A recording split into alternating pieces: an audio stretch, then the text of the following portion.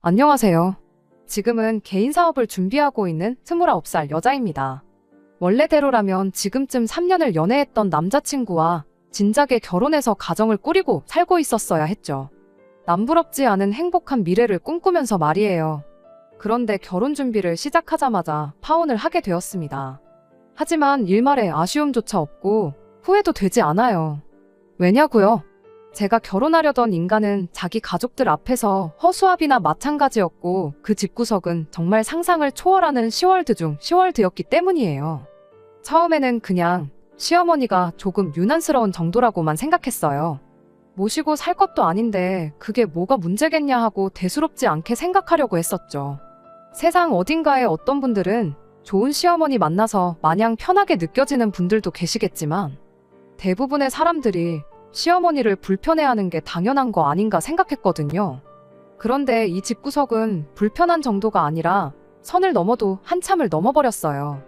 뭐 얼마나 대단한 집구석이라고 저를 사람 취급도 안 해주는데 저라고 이 인간들을 사람 취급을 해줘야 하는가 싶었죠. 결혼을 더 두고 볼 게 있는 건가 싶은 생각이 드는 순간 속 시원하게 파혼 선언 해주고 돌아왔습니다. 3년 연애하는 동안 정도 많이 들었고 사랑했으니 결혼까지 생각했던 거지만 그 시간이 아까울 뿐이지 아쉬운 마음은 하나도 없네요. 아마 지금 파혼 안 했으면 이혼했을 게 분명했으니까요. 이혼녀로 사는 것보다야 파혼한 게 100번 1000번 나은 거 아니겠나요? 말씀드렸다시피 남자친구 자체만 두고 보면 나쁜 사람은 아니었어요. 남자친구는 직장 동료로 처음 만났습니다. 회사에서 저보다 2년 선배였고 직장 동료로 1년을 지내다 회식 자리에서 남자친구가 난데없이 고백을 해오는 바람에 연애를 시작하게 되었어요. 회사 자체가 규모가 작고 워낙에 가족 같은 분위기라 그런지 오히려 다른 직장 상사들은 물론이고 사장님까지 나서서 남자친구를 밀어줄 정도였죠. 보통 규모가 작은 회사일수록 사내 연애를 기피한다던데 저희 회사는 그런 게 전혀 없었습니다. 아무튼 그렇게 저희는 연애를 시작하게 되었어요. 암만 공인된 연애를 하게 되었다고 하더라도 업무에는 지장을 주지 않게 공과 사는 확실하게 구분했습니다. 그래도 남자친구라고 회사에서 이욕심 안 부리고 가늘고 길게 가려고 하는 모습이 조금 답답한 면은 있었지만 그런 거 말고는 성격적으로 문제가 되는 건 하나도 없었습니다. 이따금씩은 일할 때 그런 모습을 연애할 때도 보여줄 때가 있어 답답할 때가 좀 있었지만 대부분의 상황에서 제게 항상 먼저 양보해주고 싸움이 날 법한 순간이 오면 먼저 저를 위해 한 수 접고 더 주는 그런 스타일이었어요.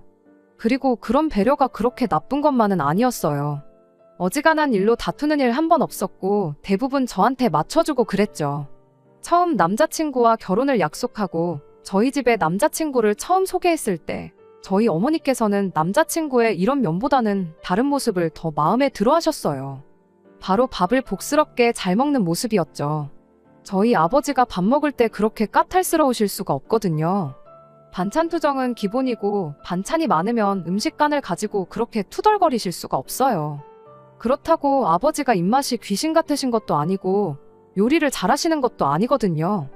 그냥 식사하실 때마다 좋은 말을 하는 법이 한 번 없는 그런 스타일이셨죠. 남자친구를 저희 집에 처음 인사시켰을 때 어머니께서 남자친구가 뭐를 좋아하는지 몰라서 이것저것 음식을 준비해 주셨는데 밥을 고봉밥으로 한 공기를 더 먹으면서까지 어머니께서 준비해 주신 밥을 정말 싹싹 다 먹었거든요. 평소에도 데이트할 때 보면 번거롭더라도 남은 음식은 싸가거나 남기는 법이 없는 사람이긴 했는데 그걸 보고 어머니께서 참 밥을 복스럽게 먹는다고 하시니 그랬구나 싶은 생각도 들었어요. 남자친구는 그런 저희 어머니 칭찬에 어색하게 웃으면서 쌀 한 톨에도 다 농부님들의 피와 땀이 섞여 있는 건데 그걸 버린다는 건 그분들 고생한 걸 무시하는 짓이라고 배웠다며 쑥스러워했지요. 남자친구가 집에 돌아가고 어머니께서 저는 한 번도 생각해 본 적 없는 장점을 가지고 장점이라고 말씀하시는데 너네 아빠 마냥 차려주는 밥마다 툴툴대고 그러는 것보다 저렇게 복스럽게 먹는 게 100번 낫지 하는 말이 그제서야 왠지 공감이 가기 시작했어요. 그때까지만 해도 이 음식을 남기지 않는 남자친구 습관 때문에 파혼까지 하게 될 줄은 정말 상상도 못했습니다. 그냥 먹성이 좋아서 음식을 남기지 않는 게 아니었거든요. 그 사실을 처음 깨달은 건 그렇게 남자친구를 저희 집에 인사시키고 남자친구 부모님을 처음 찾아뵙게 되었던 날이었어요. 저희 집이 했던 것처럼 집에 초대된 건 아니었고 밖에서 외식을 하기로 되어 있었어요. 남자친구 아버님이 일 때문에 시간을 내기 어려워 점심시간에 해서 직장 근처에서 만날 계획이었거든요. 약속 장소에 도착하니 아버님만 자리에 계셨죠. 남자친구 어머니한테 연락했더니 길이 막혀서 조금 늦을 것 같다고 먼저 들어가서 음식들 시켜놓고 있으라 하더라고요. 식당에 들어가기가 무섭게 아버님이 음식 시킬 테니까 일단 밑반찬부터 먼저 세팅해달라 하시고는 공깃밥 하나만 먼저 주문을 하셨어요. 진작에 점심을 먹어도 먹었을 시간에 공복으로 있으니 배가 고프다는 이유였지요. 초면에 조금 기다려도 되지 않나 싶었지만 배가 얼마나 고프시면 저럴까도 싶고 그래서 아무 말 안 했습니다. 사실 제가 뭐라고 할 건덕지가 있던 일이 아니기도 했고요. 그렇게 직원분이 밑반찬과 공깃밥 하나를 내왔고 아버님은 일단 이걸로 배라도 채워야겠다며 급하게 식사를 시작했습니다. 그러던 중 남자친구 어머님이 자리에 도착을 했어요. 도착하자마자 아버님이 공깃밥만 시켜서 밑반찬으로 식사를 하고 있는 걸 보고 아버님 등짝부터 한 대 내려치더라고요. 모처럼 비싼데 외식 왔으면 좋은 걸 먹어야지. 이런 걸로 배를 채우고 있냐면서요. 그러더니 아버님이 한참 드시고 있던 밥 공기를 제 쪽으로 쭉 밀어놓았어요. 그때까지만 해도 그냥 가까운 쪽으로 밥 공기를 치워놓은 거라 생각했죠. 자리 자체는 그냥 인사를 드리러 갔던 자리였다 보니 당연히 나올 법한 질문들 외에는 그다지 문제다 싶을 만한 일은 없었어요. 진짜 시작은 식사가 끝나고 자리에서 일어나면서였죠. 남김없이 싹싹 먹는 가풍을 가진 집구석답게 흡사 메뚜기 떼가 휩쓸고 지나간 것 마냥 잔반이라곤 찾아볼 수도 없었습니다. 딱 하나, 식사 시작 전에 시어머니가 제 자리로 밀어놓았던 아버님이 식당 도착하자마자 시켜놓은 절반 정도 남은 공깃밥 하나 빼고 말이죠. 그걸 식사가 다 끝나고 나서 자리에서 일어나고 나서 예비 시어머니가 발견을 한 거죠.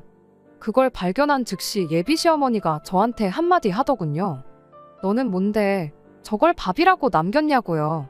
순간 당혹스러웠다기보다 내가 남긴 걸로 착각하셨는가 보다 싶어서 예비 시어머니한테 이거 아버님이 드시던 밥이라고 제가 남긴 게 아니라고 대답을 했죠. 그런데 예비 시어머니가 누가 그걸 몰라서 묻는 줄 아냐고 대답을 하는 거예요. 그땐 정말 당황스러웠죠. 순간 저도 모르게 남자친구를 쳐다봤는데 제 당혹스러운 표정이 읽히지가 않는 건지 아니면 아무 생각이 없는 건지 멀뚱멀뚱 가만히 있는 겁니다. 평소에도 썩 도움이 되는 편은 아니었지만 그날따라 남자친구는 왜 이렇게 쓸모가 없던지 도무지 예비 시어머니의 의도가 무언지도 모르겠고 제 말을 잘못 들었던 건가 싶기도 해서 다시 대답을 했어요. 제가 남긴 게 아니고 아버님이 남기신 거라고 말이죠. 더 따지지는 않았지만 그 말이면 충분히 번지수를 잘못 찾았으니 밥 남긴 거 가지고 잔소리를 하려거든 나 말고 아버님한테 하시라는 메시지가 담겨 있다고 생각했습니다. 예비 시어머니는 그런 제 대답에 한숨을 푹 쉬더니 바로 직원분을 불러서는 일회용 봉지 하나를 달라 했어요. 그리고는 온갖 양념장이 묻어있는 남은 밥을 봉지로 옮겨 담더니 봉지 끝을 묶어서는 이건 너가 집에 가져가서 먹어라 하고는 그 봉지를 저한테 넘기는 거 아니겠어요? 순간 또 이게 무슨 상황인가 싶어서 이 밥을 제가 어떻게 먹냐고 되물었죠. 예비 시어머니는 그릇에 옮겨서 전자레인지에 1분만 돌리면 된다고 찬밥도 한 번 안 먹어봤냐며 또 뭐라 궁시렁대기 시작했죠.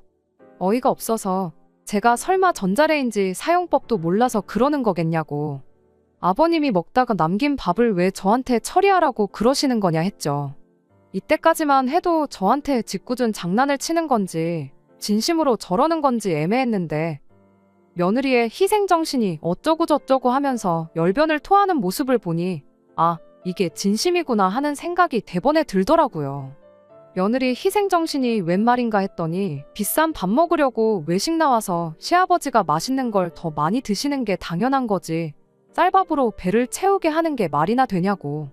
며느리면 며느리답게 시어른들이 맛있는 거 하나라도 더 드시게 양보하는 것이 기본 아니겠냐는 말도 안 되는 소리를 하더라니까요. 어이가 없어서 아니 맛있는 거 많이 드시는 것도 좋은데 안 드실 거면 그냥 남기면 되는 거 아니냐고 그렇게 대답했더니 이번엔 또 저보고 버리기는 뭘 버리냐고 얘가 음식 아까운 줄도 모른다고 또 뭐라 하는 겁니다. 와, 진짜 어이가 없어서 웃음도 나오지를 않더라니까요. 그렇게 어이없게도 예비 시어머니가 건네준 먹다 남은 밥이 들어있는 투명 봉다리를 받아들고 가게 밖을 나오게 되었어요. 두 분이 차 타고 건물 밖으로 나가는 걸 보자마자 그 길로 남자친구한테 밥봉지를 던져줬죠. 남자친구한테 이 상황이 지금 말이나 되는 거냐고 대번에 따지면서요. 그랬더니 남편이 뭐 그렇게 예민하게 구냐는 듯 대답을 하는 거 아니겠어요? 원래 우리 집이 밥 남기는 거 안 좋아한다고 진작에 말하지 않았느냐고요. 아니 그럼 그걸 아는 인간이 이렇게 될 줄 알면서도 식사가 다 끝날 때까지 아버님이 먹다 남은 밥을 그렇게 내버려 둔 거냐고 따졌어요. 그랬더니 엄마가 하는 말 못 들었냐고. 그 상황에서 자기가 그 밥을 먹는다고 했어도 상황은 별반 달라질 거 없었다는 소리를 하더라고요. 말인즉슨 며느리가 가족들이 더 맛있는 거 먹도록 희생해야 하는 게 시어른들 뿐만 아니라 남편한테도 해당한다는 소리였죠. 못 먹을 거 준 것도 아니지 않냐길래 어이가 없어서 넌 그럼 우리 엄마나 아빠가 먹다 남긴 밥을 너한테 먹으라고 줘도 따라서 먹을 셈이냐 물었더니 그 말에는 또 아무 대답을 못 하대요. 자기도 길게 끌어봐야 좋을 거 하나 없겠다는 걸 알았는지 이내 저한테 미안하다고 사과를 하더라고요. 다음부터는 같은 상황이 생기면 자기가 먹는 쪽으로 하겠다면서요. 그리고 크게 걱정 말라고 원래 우리 집이 웬만해서는 먹을 걸 남기는 법이 없다고 오늘 같은 경우는 거의 보기 드물다며 웬만해서는 남는 음식이 없을 테니 같은 일이 또 일어나지는 않을 거라면서 자기가 신경 못 써줘서 미안하다고 계속해서 사과를 해왔습니다. 저만큼까지 사과를 해오는데 또 거기서 툴툴대고 있자니 그것도 제가 너무 속이 좁아 보이지 않겠나 싶어서 다음부터는 주의해달라고 다시 한번 한마디 하고 그렇게 그 날을 넘겼어요. 다음번에 예비 시어머니를 만나게 된 건 상견례 자리였어요. 사실 그날 이후로 아예 결혼을 엎어버리는 걸 생각 안 한 건 아니에요. 아무리 사람마다 자라온 환경이 다르고 집집마다 가풍이 다르다고 해도 그날의 일을 그냥 다르다는 이유로 묻어버리고 넘길 일은 아니었으니까요. 결혼하고 나서 시부모님과 함께하는 자리가 있으면 음식 남는 거 가지고 신경 쓰고 스트레스를 받게 될 게 너무 뻔한 일이잖아요. 남자친구가 믿어달라고 했지만 만에 하나 바뀌는 거 하나 없이 시댁과 교류할 때마다 저 혼자만 참아야 하는 상황이 온다면 남자친구 하나 믿고 결혼했다가는 제 인생이 한순간에 시궁창으로 직행하는 거나 마찬가지라는 생각밖에 들지 않았습니다. 그래도 남자친구가 자기가 같은 일이 일어나지 않게 해결하겠다며 믿어달라고까지 했는데 그걸 기회 한번 줘보지도 않는 것도 아니지 않나 그렇게 생각했었던 게 제 실수였지요. 그렇게 결국 양가 상견례를 준비하게 되었습니다. 상견례 장소는 섭외부터 전부 제가 했어요. 인사드리러 간 자리에서 제가 그런 꼴을 당했던 걸 부모님한테는 따로 말을 안 했다 보니 최대한 같은 일로 불상사가 생기지 않도록 하기 위함이었죠. 일부러 장소도 코스로 요리가 나오는 한정식집을 골랐습니다. 생선인지 고기인지 고르는 정도만 제외하면 같은 음식 같은 양의 음식이 각자 앞으로 똑같이 나오기도 하고 또 음식 나올 때마다 먼저 나온 음식도 치워주고 그러시니 행여나 막판에 가서 음식 남기는 문제로 헛소리를 들을 일이 없을 거라 생각했거든요. 그리고 만에 하나 저희 부모님이 앞에 있는데도 잠바는 며느리 몫이라니 어쩌니 하면서 똑같은 짓을 하면? 그러면 그때는 뒤도 돌아볼 것 없이 그 길로 찬물을 남자친구든 예비 시어머니든 한 잔 시원하게 끼얹어주고 파혼할 생각이었죠. 그런데 이게 웬일인지 그런 불상사는 일어나지 않았어요. 코스 요리 시작은 빈 속부터 달래라고 전복죽이 조금 나왔는데 내장 잡내를 제대로 못 잡은 건지 제가 먹기에도 조금 비리더라고요. 그 상황에 입맛 까탈스러운 저희 아버지께서 죽이 좀 비리다고 하면서 한 입만 드시더니 그릇을 옆으로 치우셨어요. 순간 엄청 당황스러웠죠. 대각선 너머로 마주 앉아있는 예비 시어머니가 그걸 보더니 한마디 하고 싶은 건지 동공이 흔들리는 게 느껴지더라고요. 괜히 못 볼 꼴 볼까봐 차라리 한 소리 할 거면 나한테 하라는 생각으로 저도 그 자리에서 죽이 너무 비려서 못 먹겠다고 동시에 치워버렸어요. 하지만 그때까지도 예비 시어머니는 아무 말 하지 않았죠. 전복죽 말고는 다른 음식들은 다 괜찮았어서 고의적으로 남겼던 건 죽 정도밖에 없었습니다. 남자친구네처럼 그릇 바닥이 보일 만큼 싹싹 먹지는 않았지만 그거에 대해서도 딱히 아무 일도 없었어요. 지금 상황에서만 본다면 차라리 상견례 자리에서 무슨 일이 일어나야 했던 게 더 나았을 테지만 그때는 다행이다 안도의 한숨이 나올 만큼 상견례 자리에서는 별말도 없었고 일도 없었어요. 그냥 평범하게 밥 먹고 사소한 이야기가 오가는 평범한 상견례 자리였지요. 오히려 상견례 끝나고 집에 돌아와서는 저희 부모님께서 저한테 사돈 되실 분들이 다들 좋으신 분들인 것 같아 안심이라고 할 정도였으니까요. 저도 그날은 기분이 엄청 좋았어요. 남자친구가 같은 일은 2번 다시 일어나지 않게 하겠다고 자기를 믿어달라고 그렇게 말했었잖아요. 그 약속을 너무나도 훌륭하게 지켜주었으니 기회를 줘보기를 잘했다는 생각 말고는 다른 생각이 들지 않을 정도였습니다. 그때는 몰랐던 거죠. 얼마나 전복죽을 한 술만 뜨고 남긴 거부터 해서 그릇 바닥이 보일 때까지 접시를 핥아먹지 않은 걸 가지고 예비 시어머니가 얼마나 한마디 하고 싶었던 건지 말이에요. 저 혼자만 있을 때는 만만하니까 잔반은 네가 먹어라 할 수 있지만 저희 부모님이 앞에 계실 때는 싸움 날까봐 자기가 지들이 남긴 밥 며느리가 먹어치워야 한다고 그러는 게 누가 봐도 명명백백하게 잘못된 행동이라는 걸 알고 있으니까. 자기들이 질게 뻔하니까 그냥 참고 있었다는 걸 그것도 모르고 남자친구가 해냈다고 착각한 제가 다 바보 같네요. 상견례가 끝나고 나서 결혼 준비를 시작했는데 그때 예비 시어머니가 저를 다시 집으로 초대를 했습니다. 갑자기 집으로 불러내는 게 뭔가 불안하기는 했지만 상견례 자리에서는 사소한 이야기만 오갔다 보니 본격적인 결혼 준비를 시작하면서 이래저래 할 이야기가 많아서 부르는 거겠구나 생각했어요. 그런데 예비시댁 현관문을 열고 들어가는 순간 뭔가 안 좋은 촉이 들기 시작했습니다. 왜 보통은 아무리 환기가 잘 돼 있어도 식사 전에 가면 현관문 앞에서부터 조금이나마 음식 냄새가 나기 마련이잖아요. 그런데 현관문 앞은커녕 문을 열고 들어갔는데도 집안에서 음식 냄새라고는 하나도 나지 않았거든요. 와서 밥 먹고 가라는 말을 분명히 했기에 당연히 식사는 집에서 하겠구나 싶었는데 집에 들어가도 음식 냄새는 나지 않았고 빈손으로 오기 뭐해 사가지고 왔던 케이크를 냉장고에 넣을 때도 냉장고에 먹을 거라곤 반찬통에 덜어놓은 김치 한 통이 전부였어요. 그런데 아니나 다를까 저희가 도착하니 예비 시어머니가 어디에 전화를 거시더라고요. 전화 내용을 들어보니 국밥 3개 안 맵게 해서 보내달라고 수육은 안 하고 국밥만 보내주시라 그렇게 말을 하고 있는 게 집에서 밥을 해주는 게 아니라 배달 음식을 시켜 드시려는가 보다 싶었죠. 그런데 국밥이 3개라니 아버님까지 해서 사람이 넷인데 왜 한 사람분을 덜 시키는가 싶었는데 예비 시어머니가 의아해하는 제 표정을 보고 제 속을 읽은 건지 네 건 따로 있다 그렇게 한마디 하대요. 그것까지도 나쁠 게 전혀 없었어요. 제가 비린내의 비위가 약한 편이라 원래도 국밥을 잘 안 먹는데 저는 그때까지만 해도 남자친구가 제가 못 먹을 걸 대비해서 그 사실을 미리 말해줬는가 보다 싶었거든요. 그걸 미리 말해줬으니 제 음식은 미리 다른 걸 주문했다는 거구나 그렇게 생각하고 편안한 마음으로 기다렸어요. 뭔가 할 이야기가 있어서 부른 것처럼 하더니 막상 결혼에 관련된 이야기는 따로 안 하고 저희 부모님은 잘 계시냐 하는 안부 이야기만 주고받고 있었습니다. 그렇게 한 10분인가 있었나 국밥에 전화로 배달 주문을 해서 그런지 배달도 엄청 빨리 왔어요. 정황상 제 걸 먼저 시켰을 텐데 전화한 지 10분 만에 배달이 왔으면 내 건 당연히 나중에 오겠지 싶은 생각이었습니다만 세 사람이 말도 없이 제 음식은 도착도 안 했는데 포장용기 뚜껑을 열어서는 그대로 바로 식사를 시작하는 거예요. 뜨거울 때 먹어야 맛있어서 저러는 건가 잔반 남기는 것도 그렇고 참 먹는 데 있어서만큼은 가풍이 특이하다 그렇게 생각하고 말았죠. 식사 시작하니까 먹는데 열중해서는 별다른 말도 한마디 없었습니다. 처음엔 내 밥도 조만간 오겠지 싶었는데 막상 다른 사람들 밥이 반 이상 비워지기 시작하니 이거 가만히 있다간 이 사람들 다 먹고 나서야 밥을 먹겠구나 싶더라고요. 그래서 어머님한테 물었죠.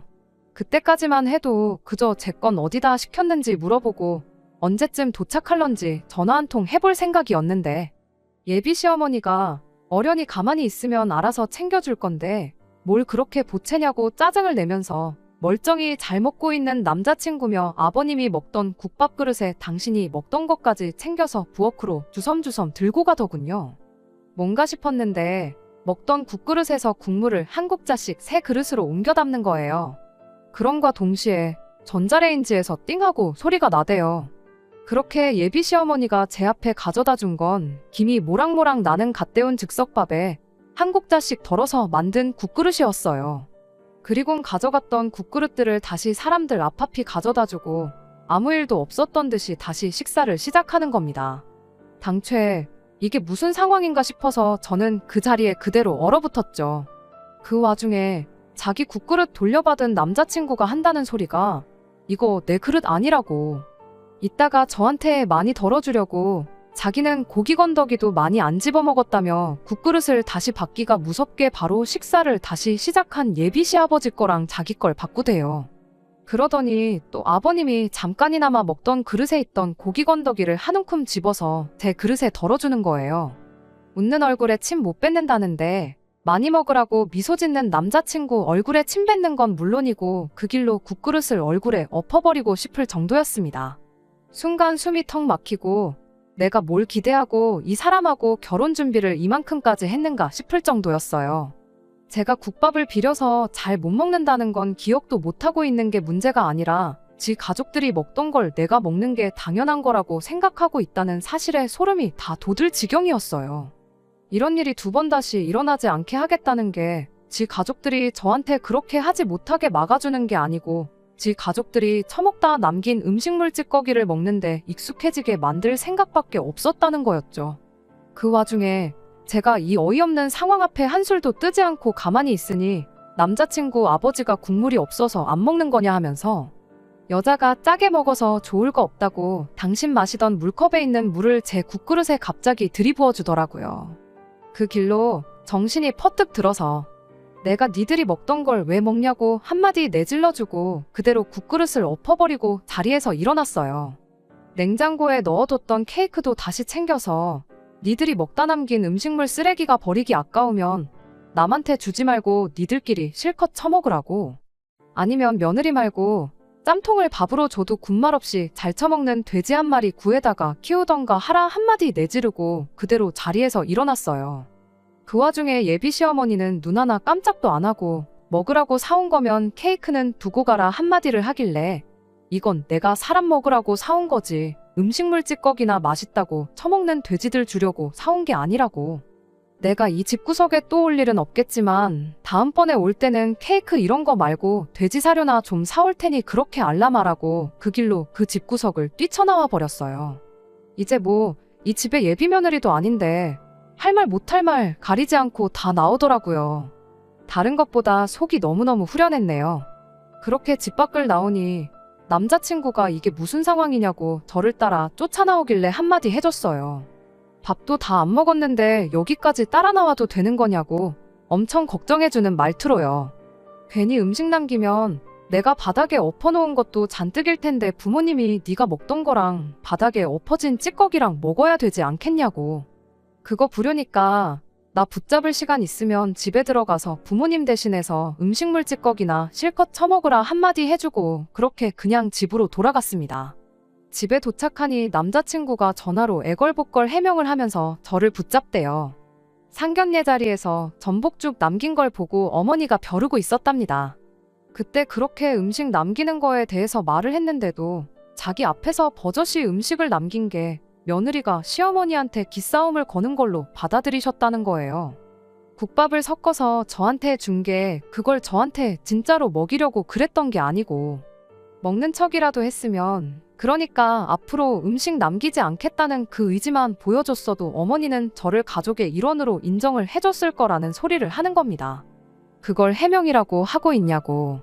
결국 시어머니 하는 말에 찍소리도 못하고 시어머니가 먹으라면 짬밥도 먹는 척하는 며느리가 필요했던 거 아니냐고 한마디 해줬죠. 파혼하길 진짜 잘한 것 같다고. 하마터면 별 거지 같은 집에 내 발로 기어 들어가서 내 인생 시궁창으로 빠뜨릴 뻔했다. 그렇게 말을 이었더니 남자친구가 사과를 하다 말고 혼자 욱해가지고 너 지금 우리 집을 시궁창이라고 한 거냐고 성질을 내는 거 아니겠어요? 음식물 찌꺼기를 밥이라고 주는데 그게 시궁창이 아니고 뭐냐고. 시월드나 시궁창이나 시자 들어가는 거 똑같은데 그게 그거 아니겠냐 말하고 두 번 다시 연락하지 말라 말하고 전화를 끊어버렸습니다. 진작에 2달 전에 했었어야 했던 파혼 선언을 이제서야 하다니 제가 정말 미쳤었구나 싶었네요. 파혼을 선언한 그날 집에서 사직서부터 썼습니다. 남자친구랑 한 공간에서 같이 숨 쉬는 것도 싫었거든요. 남자친구가 그만두면 될 걸. 제가 남자친구를 위해 그만둬주는 그림처럼 보일 수도 있는데 그건 아니에요. 어차피 저도 언젠간 제 사업을 시작하고 싶었는데 회사 사람들도 좋고 남자친구도 있었다 보니 그냥 무난하게 흘러가는 회사 생활에 점점 익숙해져서 내 사업을 해보려던 결심이 약해지던 시기였거든요. 그래서 그만두는 데는 아쉬움이 없었어요. 다음 날 회사 출근하자마자 사장님한테 사직서부터 전달했어요. 남자친구는 저를 볼낯이 없던 건지 뭔지 모르겠지만 급하게 월찬에서 일을 빼버렸더라고요. 사장님이 저는 사직하겠다 하지 남자친구는 급하게 월차를 내서 쉬겠다고 하지. 무슨 일이 있어도 있겠구나 눈치를 챈 건지 뭔 일이 있냐며 제게 물으셨죠. 그래서 그냥 숨김없이 남자친구랑 파혼하게 된 이야기를 해줬어요. 은근 회사에서 처음으로 결혼하는 커플이 탄생하는 줄 알고 기대하셨던 사장님도 그 이야기를 들으니까 그런 집이면 파혼하는 게 100번 맞다면서 동의를 해줬습니다. 그리고는 제게 묻대요. 남자친구가 문제면 남자친구를 자를 테니 저보고 남아있으라고 저를 붙잡기까지 했어요. 이참에 새로 시작하는 마음으로 사장님한테 배운 역량을 발휘해 이젠 내 사업을 시도해보고 싶어서 그만두는 거라고 말뿐이라도 정말 감사하다 말하고 그렇게 자리에서 일어났어요. 마음이 바뀌거나 생각처럼 잘 안 되면 연락하라는 사장님의 배려와 함께 저는 그렇게 회사를 그만두게 되었죠. 남자친구 소식을 다시 들은 건 그로부터 3달이 지나서였어요. 사장님한테서 연락이 왔거든요. 한참 사업 준비하고 있는 와중이었는데 사장님이 생각처럼 일이 잘 안 풀리면 네 전 남자친구는 진작에 잘랐으니까 돌아오고 싶을 때 돌아오라고 하시대요. 헤어진 충격 때문인지 안 그래도 일하는 게 엉성했는데 실수하는 게 너무 많아지고 나아질 기미를 보이지 않아서 결국 해고를 했답니다. 다시 회사로 돌아갈 생각은 없었지만 이렇게 또 연락까지 주셔서 감사하다 말하고 전화를 끊었어요. 어디선가 남자친구는 저 때문에 결혼도 물 건너가고 직장도 잃었다고 툴툴대고 있으려나요. 설령 그런다 한들 저는 한치도 미안한 마음이 들지 않습니다. 누가 봐도 자업자득인 일이잖아요. 상견례까지 한 결혼 엎었다고 인생이 끝나는 것도 아닌데 그것도 모르고 파혼할까봐 벌벌 떨고 괜히 기회랍시고 한 번 더 줬던 것 같아요. 어차피 파혼할 거였는데 괜히 더러운 꼴 하나 더 보고 파혼한 셈이나 마찬가지니까 말이에요. 끝까지 들어주셔서 감사합니다. 오늘의 사연은 여기까지입니다. 구독과 좋아요, 알람 설정 부탁드리고 더 좋은 사연으로 다시 찾아뵙겠습니다. 감사합니다.